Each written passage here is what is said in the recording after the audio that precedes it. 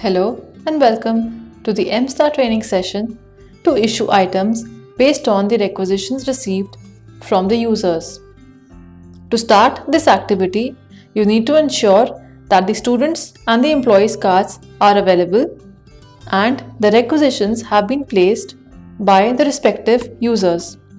Through this activity, you will be able to issue the items to users, both employees and students, based on their requisitions. So let us see the steps to issue these items. Click on the button MSTAR and select Module Inventory. The name of the module appears on the main screen, which means that you're now working in the inventory module. Now click on the button Activities and select the screen Issue Return. As the screen opens, by default, the option Issue is selected. Since we want to issue an item, we retain this as is.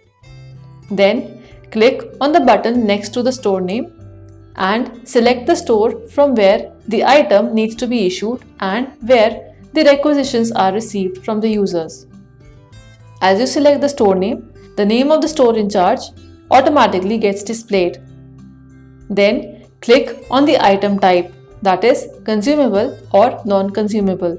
That means whether you want to issue a consumable item or a non-consumable item. To select a non-consumable item, click on the circle next to the non-consumable option or click on the circle next to the consumable option to select the consumable item type. Now ensure that the user's card to whom the issue needs to be done and from whom the requisition is received is inserted in the OMB card reader. After the card is inserted, click on button Search next to the text Requisition Number. As you click on the search button, a new window Requisition Reference opens. By default, it shows the user type, the department of the user, and the employee name. This is shown directly from the OMB card which is inserted in the reader. And for the specific user, all the requisitions posted by the user which are approved requisitions are displayed in the list. So it is showing us the requisition number, the date of the requisition and requested by, that is the name of the user. To select this requisition, click on the row of the requisition and the details get displayed on the main screen. As you can see, the requisition number gets automatically populated, the requisition date gets automatically populated, issue date is displayed by default as the current date, and remarks as entered at the time of requisition also displayed. In the grid below, it is showing us the following columns: the serial number, item code and item description, and the unit of measurement for the corresponding item, the stock in hand, quantity requested as per the requisition, quantity approved as per the approved requisition, and then there are columns where we will enter the quantity issued.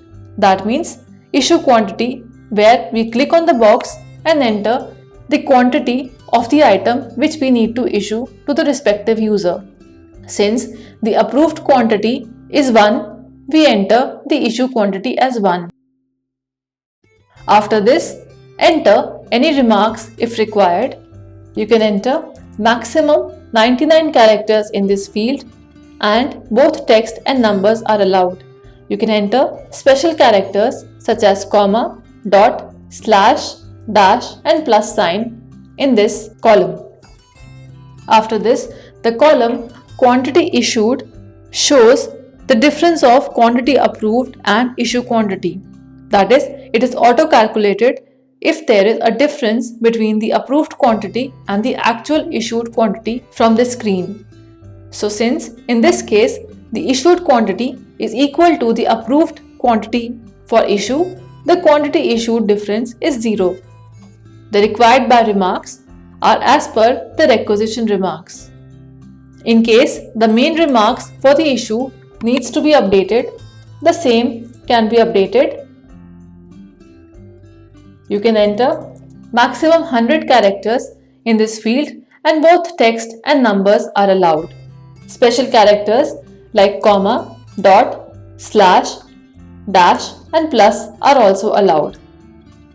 Select the cost center before saving the issue request and click on button Save. The data saving confirmation message is received, confirming us that the items are issued successfully and stock is updated accordingly.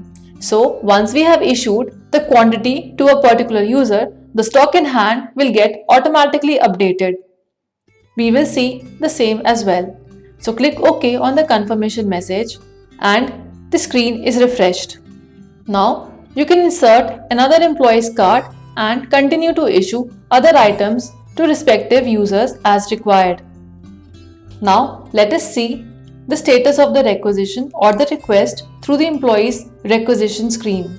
So for that, click on the exit button, and while the card is inserted for the employee, click on the requisition screen, select the appropriate store from which the requisition was issued, and you will see that in the section items issued between, the item has been shown as issued.